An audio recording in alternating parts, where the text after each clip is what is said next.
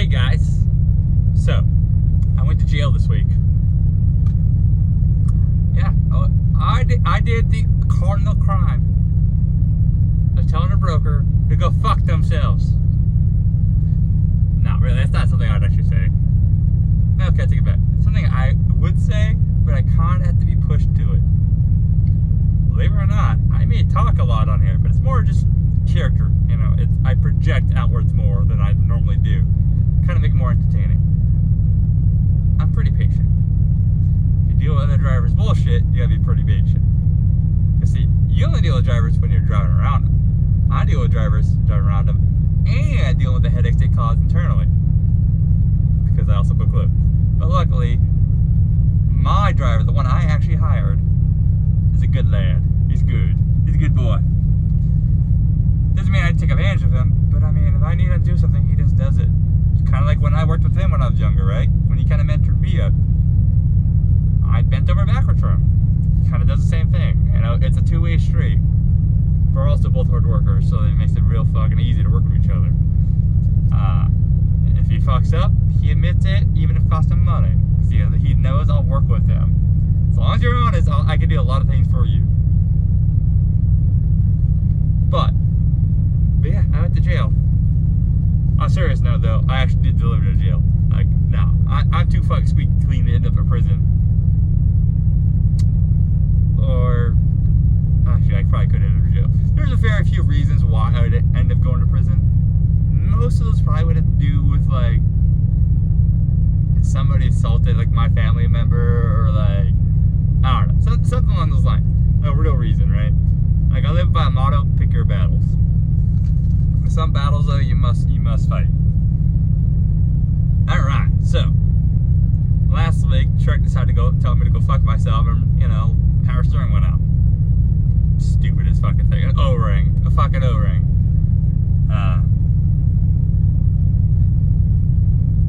So I decided, I only did $3,300 last week, right?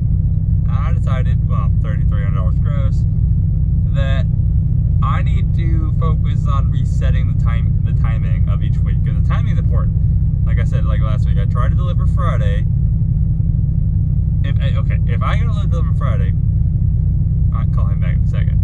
Then I also need to find a reload Friday too. Have drop, pick, go over the weekend. That's how you maintain a good consistency and a good cash flow. Well, it wasn't a great week, but the timing has been reset.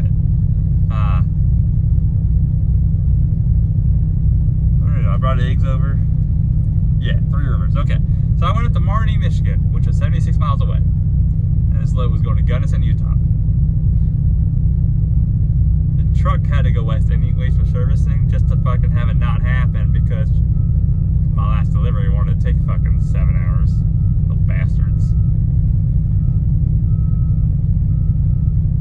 So, I have to figure that out at some point else later.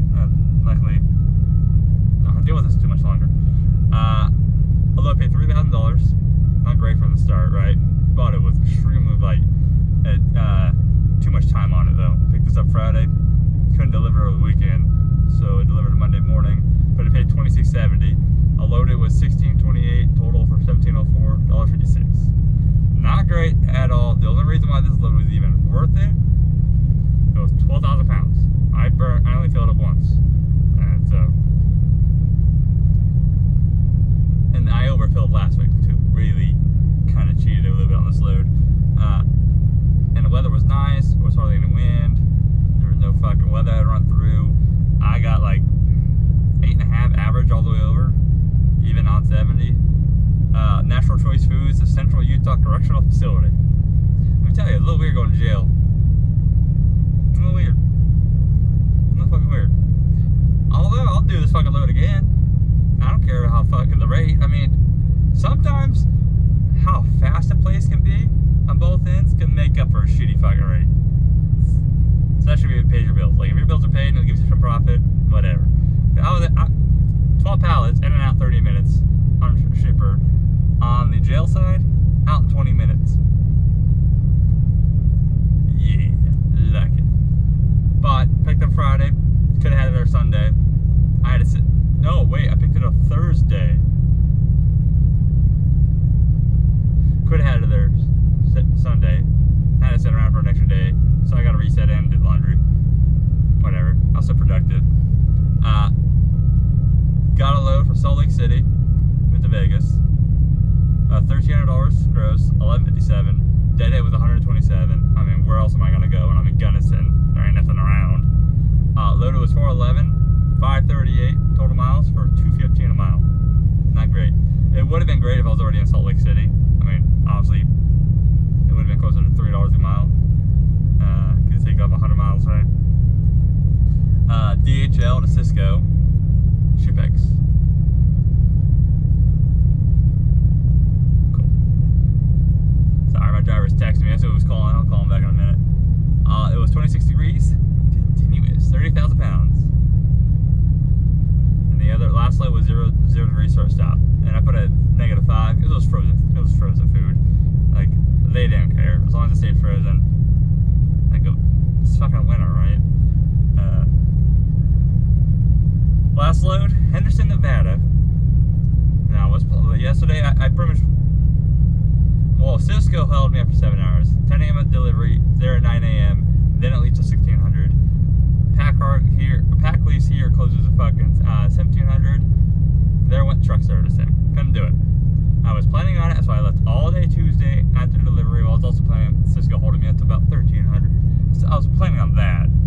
So I wasn't going to book a load. Especially when I need servicing. Just for them to go, pretty much fuck me over. Whatever. Our truck's only overdue by 3,000 miles. Ain't gonna kill it. 3,000 miles is not that big of a deal for a highway. Even on a car, if you're 3,000 overdue on a car and it's all highway, no. Especially if you're running synthetic oils. Synthetic oils last much longer than the intervals. If you're not using synthetic oils, full synthetic, you do something wrong. And on top of this, it takes much longer to break down. This is a little tangent, but whatever. It cleans your engine. Like dirty ass oil cleaning the engine. Kind of ironic, right? Anyways, Henderson, Nevada, Great Falls. Yeah, I'm going to a part of Montana I've never been to. 2,400 was the gross. My cut was 2112. Again, not a great run. It is light though. It was light. It was ice cream. It was only 20,000 pounds. 24 miles deadhead. 1113 loaded. 1137 total for $1.85. It's Americold to Meadow Gold. -20. Circle Logistics. I don't know what. I have talked to other dispatchers in this company that runs the other drivers, and I am staying on pace with what their drivers are averaging weekly. And same thing with my driver, although my driver just had a better week than I did. To be fair, he kind of got a little. One of our customer loads out of Florida, so he had $8 grand for the week, which I changed the way I pay them. They get to run the truck and have the extra profit as themselves. Like we worked out a deal. That was a trade-off. But I also doesn't mean how I pay one driver is how I'm going to pay all the other drivers. Sometimes, that's what works best for you. But I'm staying on pace with the other drivers in this company. So it tells me right there it's market, right? I mean, you can now want all, like this $2,400, I asked for $2,700. They didn't want to budge at all. To be fair, it was a little early. But when you got capacity, they don't really need to budge. So I mean, really, I just gotta ride this market out with the consistency. Because I mean, until last week, I've been consistent. I mean, you can't really plan for breakdowns. Although, fucking pack lease make me go spend more downtime, because if the truck's already in fucking shop, just get the servicing done. They replaced wire harness. That's not what the truck went in there for. They greased the fifth wheel. That's not what the truck went in there for. Although fifth wheel makes sense. I mean, it's literally a 5-second job. The truck only wanted for power steering. I was like, oh, I've been having a couple of other problems. So why not just do the fucking service? I guess I should have asked them to ask Packways, but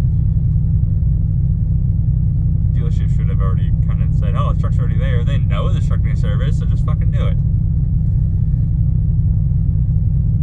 Yeah. But I mean, the truck has a few problems that have gotten fixed now. Starting to have misfires though, which it's got something to do with the coolant. Coolant's going somewhere, which tells me injectors, but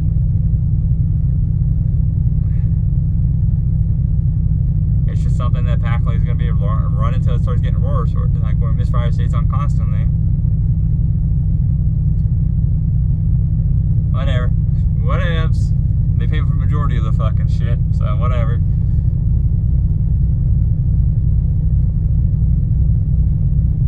Well, it's kind of nice being in Vegas when it's not triple digits. But like this truck, I got no AC on the APU. Yeah, but that's not something I want to fucking spend the downtime right now in this market. Now, if this was January's market, alright, I'll go down for a couple of days. So I know I'm going to easily make it back up. I already got a load going into next week for Monday. Not quite there to pick it up yet. Not great, but it's these brokers, and it's like, okay, January I took advantage of the game, but you're not always gonna be able to take advantage of it. Brokers know they get to take advantage too. It's a pendulum. It swings back and forth. January's me. February just fucks both sides pretty much. Yeah, I mean some people make out, but on average February's slow for everybody. Like now, end of March, produce season started to start picking up. You got avocado. Avocados coming in across the border. You got blueberries in the Northeast. I mean, this is not coming up, but I mean, this is the start of what's coming. Like between April to like November, you go from fucking avocados, blueberries to corn to fucking potatoes, onions, watermelon. Or like the Northeast, fucking the Jersey people say watermelon. Fucking weirdos. Call those guys Northeast disease. It's kind of ironic. My girlfriend's from the Northeast, because I do shit talk Northeast a lot.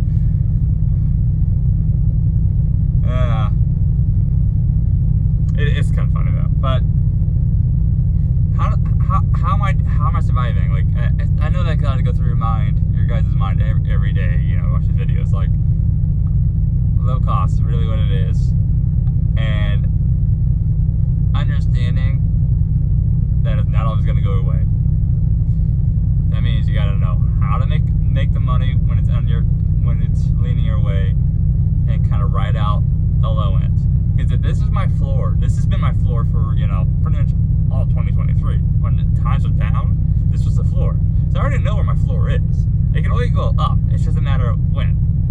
And rates have, like this February compared to last February, 7% more volumes. Actually, no, I take that back.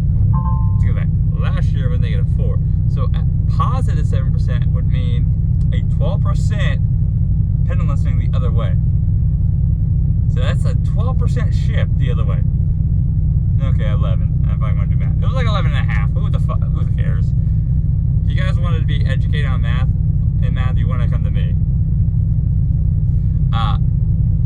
So this is my floor,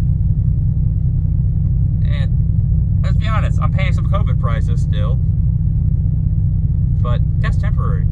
And in like 2 years, I'll own a trailer. I just want to set myself up before I do that. Yeah, well, when I say 2 years, that's the plan. Tentative plan. We all know what happened when I said I was going to buy a truck. That kind of got thrown out of whack a little bit. It is happening, as far as I'm saying. Y'all can fucking wait. I need to keep building the hype, because kind of blew that fucking hype horn a little too early.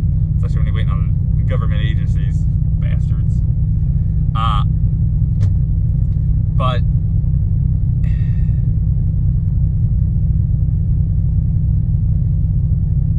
I need to get myself stable and consistent and have a good egg under me before I go buy the trailer. I'm gonna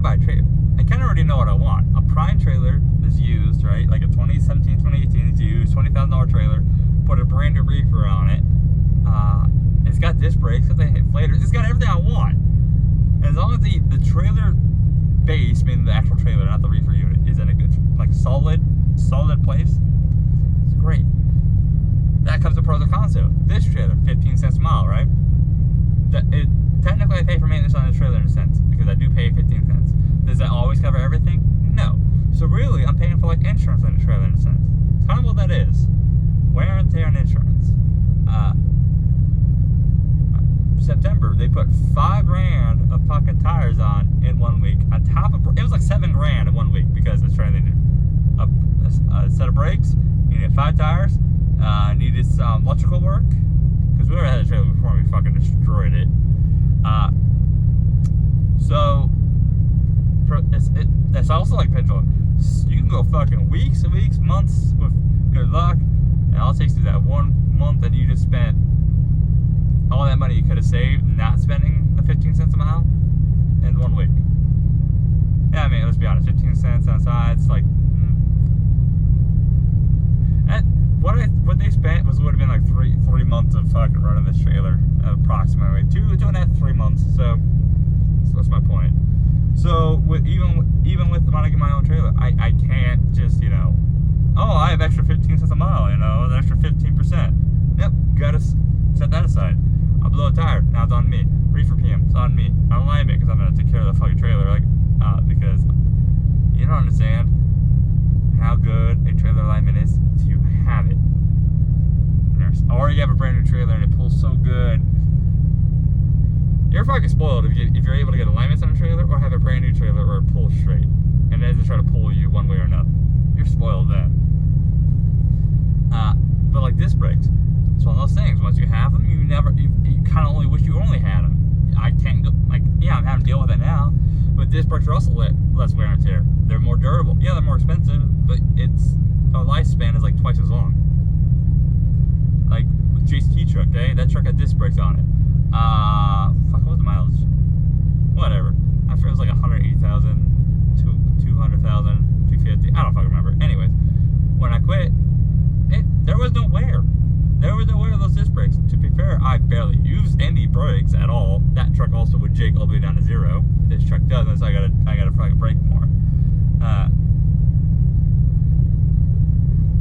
I also want disc brakes because I like the advantage of if I need an emergency stop, they will fucking stop. Even going downhill, they'll get hot. It takes them much longer to get hot though. But I'm slowly learning how to run a business here, and I'm slowly getting there. Yeah, do I always run how I want to be? Where my minimum goal is really $2 a mile right now in this current market. Does it happen always? No, definitely not. Definitely not. So far, I'm on pace to make more money than I did last year. January definitely helps that, for sure. But January also showed me, I think January was a more normal market. That's what it seems like, because I only hit like 35K. But pre-COVID, I was always hearing 30 to 35, 40K is more normal. Like, you barely had to work to hit 30K. So, and honestly, yeah, it makes sense because I hit 29 to 32 last year quite a few times over the summer. And it's just not even doing anything different, really, that different. And I run in more regional areas. I like the Midwest, like Idaho, Utah. So I am in good areas. It's just,